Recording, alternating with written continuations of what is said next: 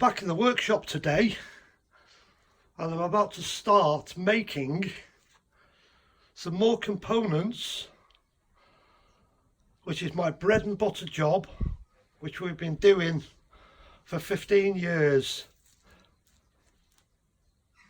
What I've got on the floor here is metre lengths of 8mm by 8mm ground stock. So the whole process starts with this ground stock. So how I get it, it comes from a company in Germany. They make the best material for this job that we make. So it comes all wrapped up. I'm going to unwrap it in a few minutes and then transfer it onto my power saw, which you've seen before in the previous video. This has got a jig on it that's all set up to cut the blanks that I need to make the job that I make. So they'll all get transferred onto the power saw in a minute. And once they're cut, they end up as blanks. They're 37.5mm long.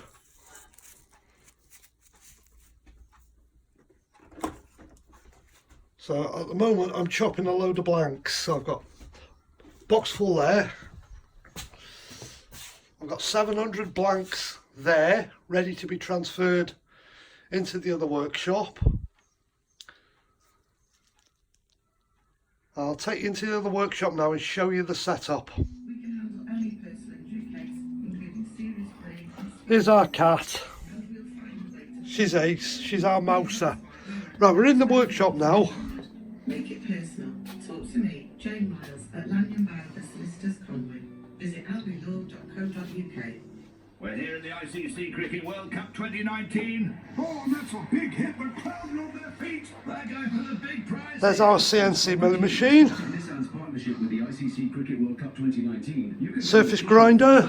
deposit contribution and 0% Bridgeport milling machine. on the new Nissan Juke Qashqai X-Trail. Well, them blanks I was just showing you in the other workshop.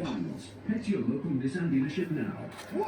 Got some more here. Excludes Vizia grades for retail customers only. Nissan finance subject to status. These will go on to the surface grinder, which you saw in the other video,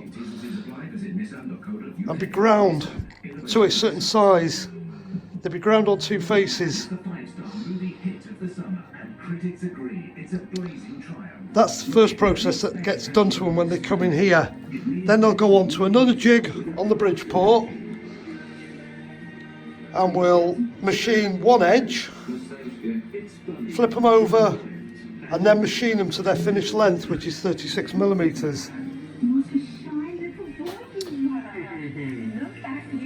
Then they get transferred onto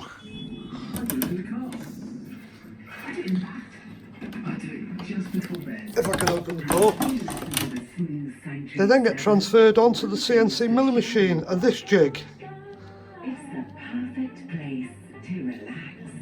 And on this jig, we then manufacture the fingers. And I do have some finished ones here, which I'm now going to try and remove.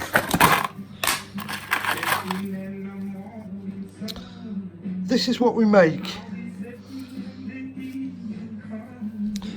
Right, so they go from the blanks onto the miller, and there's three processes done on the miller. We mill the blade, the angle, and that step. We're finished on the miller then, and they go back onto another jig on the Bridgeport, where they're drilled and tapped. From there, they go on to yet another jig, and they're placed in here, and we do the V. Have I got lefts and rights in here? They're handed, these are. That's the set. Basically, you need two of them, a left and a right, and they go together like that.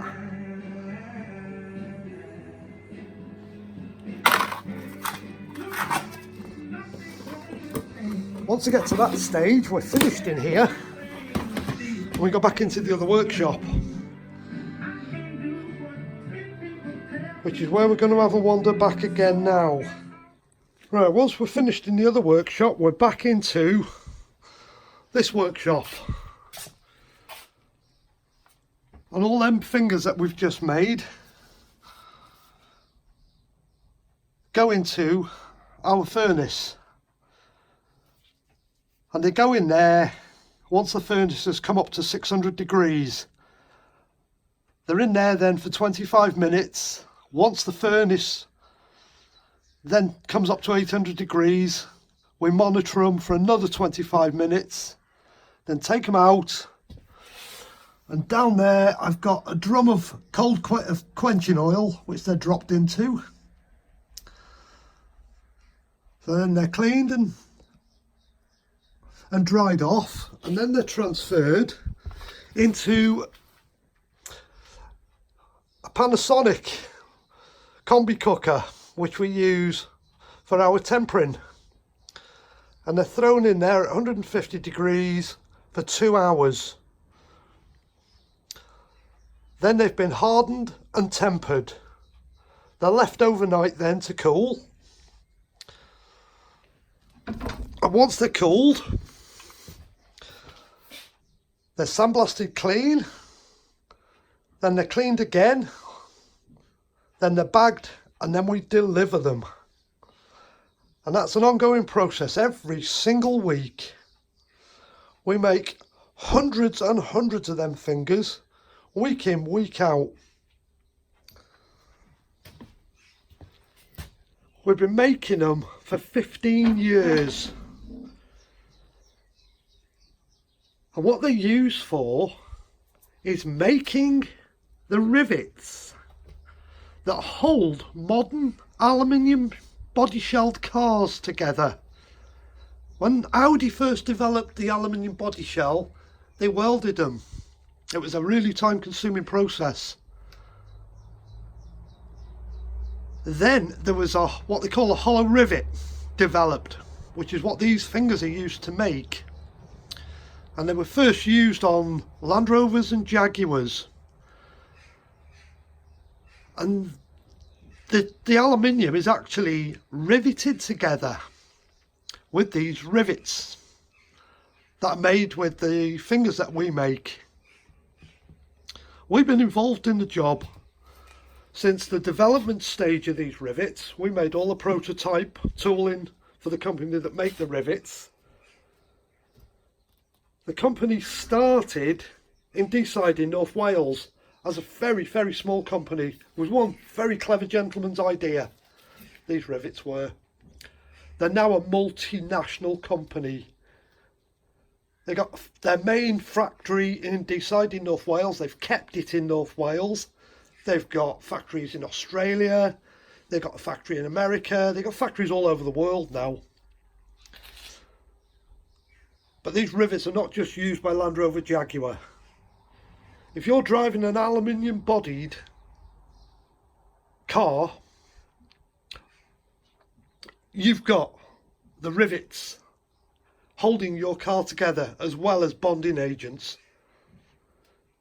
The tooling that comes to make these rivets, I make. I'm really proud to say, if I see a Jaguar, I've got some input in that car.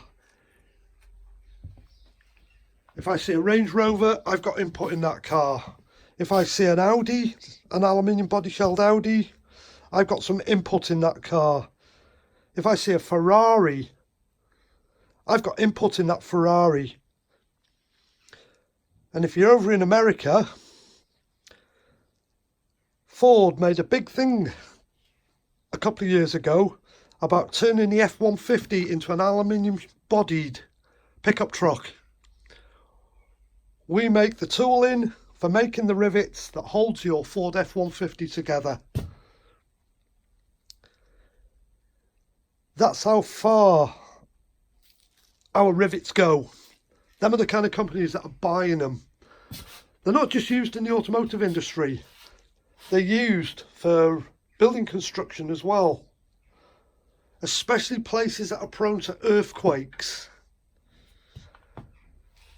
Because they are so strong. In Japan they've had earthquakes and they've had buildings collapse. But they've never had one of the buildings collapsed that's been held together with these hollow rivets. So I'm really proud that I am part of that process. And it all starts here in my workshop. The whole process starts here. So I'm really proud of that, to be involved in it right from the beginning. And 15 years later,